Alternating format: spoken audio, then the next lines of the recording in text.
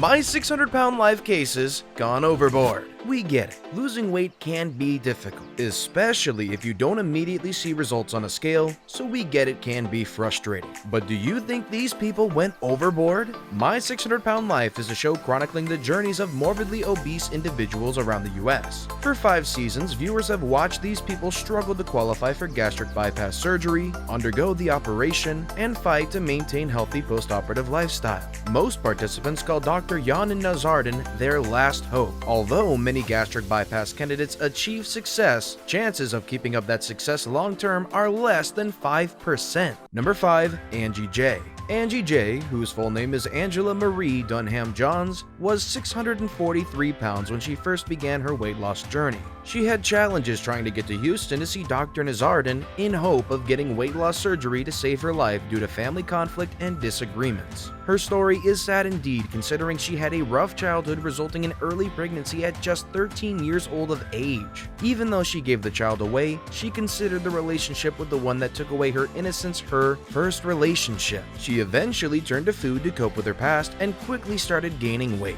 Angie was one of the most controversial, combative subjects of season 7, and the reality star left quite the impression on viewers. Not only did she accuse Dr. Now of punishing her with his weight loss goals, she frequently called his weight loss program bull and refused to cooperate with his dietary restriction. She also called her husband a loser and pathetic when he wouldn't go into a store for her, and she regularly berated her daughter Desiree, who was her primary caregiver at the time. Dr. Now also accused Angie of using substances while she was involved with his weight loss program. At one point, the doctor told her he could tell she was on drugs by the way she was talking and slurring her words on the telephone. After he ordered a toxicology test, it was revealed that Angie tested positive for marijuana use. She was also a heavy smoker throughout her time on the show. Angie wasn't serious with meeting the doctor's directives on weight loss targets and ended up feeling punished when the doctor requested her to lose more weight than initially agreed on after missing several appointments.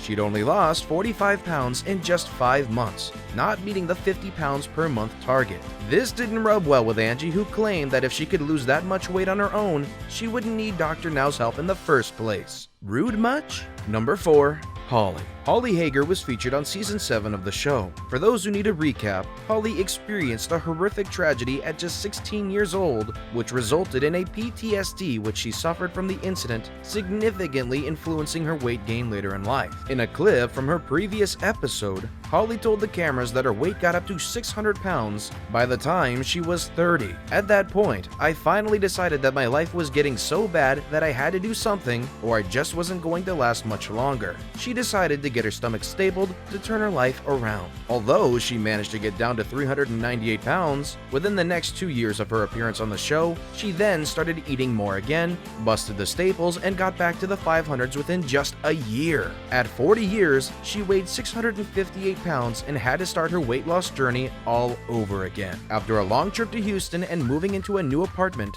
Holly and her husband Ray still hadn't managed to get pot and pans about a week later, which prevented them from cooking. This meant the two would rely on takeouts as they couldn't make their own nutritious alternatives. However, the takeouts weren't healthy alternatives, but instead included a diet full of junk food, as Holly defended their choices by claiming she had egg rolls that had veggie. Unsurprisingly, she didn't meet her weight loss goal by the next appointment, losing just 18 pounds instead of the agreed 50, and making Dr. Now wonder if chocolate was more important to her than living. However, by the end of Holly's first My 600-Pound Life episode, she had lost an impressive 240 pounds and was down from 658 pounds to 418.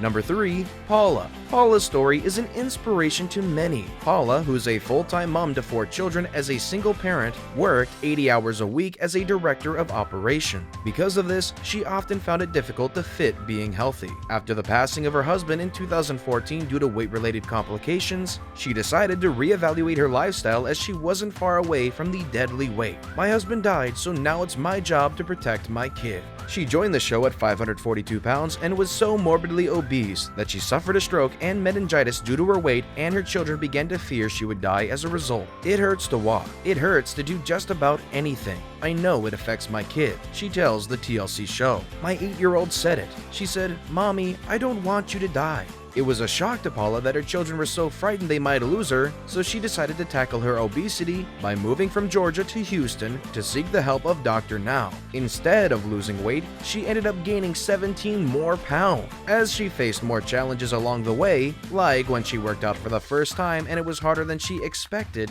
She rewarded herself with burritos afterwards, deeming her efforts pointless. A year after the surgery, she'd managed to slim down to 390 pounds. After so much weight loss, Paula was left with a great deal of excess skin, which in itself was an extra weight for her to carry around. However, to be approved for skin removal surgery, she had to be under 270 pounds. But on her next visit to the doctor, her progress was much slower than he would have liked, as she weighed in at 374 pounds. "You should be losing 10 to 15 pounds a month," the doctor chastised the mother of four. "I'm worried about her. She always makes excuses. I'm sad I haven't been approved for the surgery. The skin is a burden and I want it to be gone," Paula said. Clearly, the comfort eating was still a problem, so the mom of four decided what she'd do next. To keep up with Paula's tremendous progress, look out for our next video of Where Are They Now?, where we focus on inspirational stories of people from my 600-pound life that were able to turn their lives around. Number 2. Zalin. When we first got introduced to Zalin, she had an unusual lifestyle that involved her flying around the world to party with men who enjoyed large women. However, as her weight got closer and closer to 600 pounds and she'd become a mother,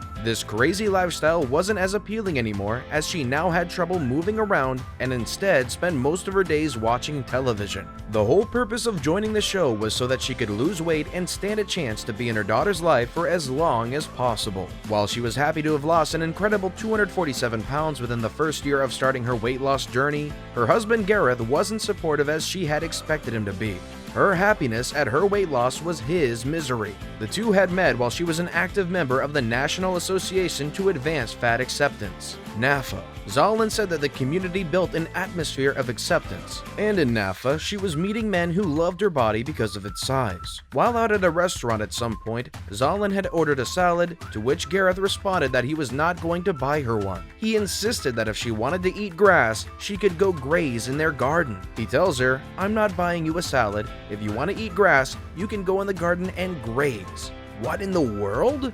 Gareth had candidly said, both before and after the surgery, that he would find his wife repulsive if she lost the weight. He said he'd fallen in love with Zalin because of her size. But Gareth wasn't just unhappy when she had the surgery, he actively tried to sabotage her efforts to commit to a healthy lifestyle afterward. When picking her up after her surgery, the first place he drove was to a drive-thru joint, where he ordered a burger. Number 1. Erica.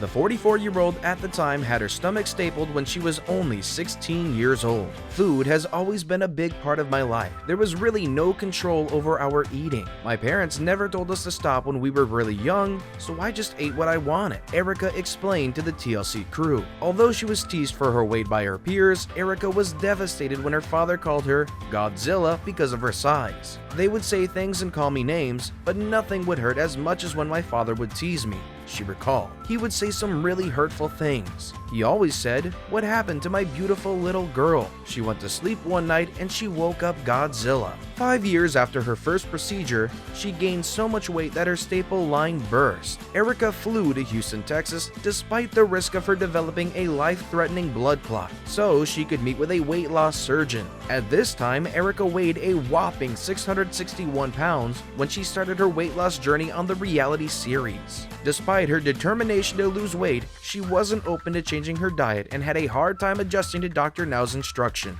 This meant a high-protein diet with low carbs, which didn't sound pleasing to Erica, who had a feud with the nutritionist sent to help her. She was pissed at the nutritionist for throwing away all her high-carb and high-calorie junk that she found in Erica's fridge. Despite agreeing that having the food around the house was very tempting, Erica got pissed watching the nutritionist take out the food and throw it in the garbage, feeling like the nutritionist was wasting so much food. Erica sulked, and instead of taking responsibility for cheating on her diet, she said that the whole experience had been a waste of time since she could simply reorder all the junk food and there was nothing the nutritionist could do about it. "I can't believe she just wasted all that food," she says. "I'm so frustrated right now, but I can just order more, and there's nothing she can really do to stop me from doing that." So she completely wasted her time.